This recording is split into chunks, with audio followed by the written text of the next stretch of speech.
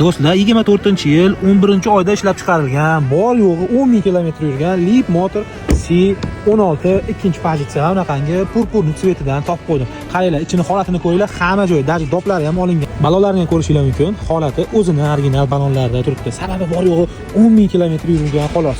Endi egalari ham unaqangi 3-pozitsiyaga o'xshataman deb ammankalarni ham qo'yib qo'yishdi. Lekin asli bu ikkinchi pozitsiya. O'sha Leap Motor C16 2024-model deyiladi. Hozir mana 2025 model chiqdi, bilasizlar. Ozgina o'zgarishlar bor, lekin katta emas. Mana sizlarga 24-yil 11-oyda ishlab chiqarilgan. Bu degani bizga 25-yil kirib kelgan Leap Motor C16 ikkinchi pozitsiyasi. Holatini ham ko'rishingiz mumkin. Egalari aytishyapti, kraskalarga qonun javob berishadi, batareykalarga javob berishadi. Ancha talashdi egalari. Hozir bozorni ko'ryapsizmi? 34 000, 35 000 bo'lib ketgan bular.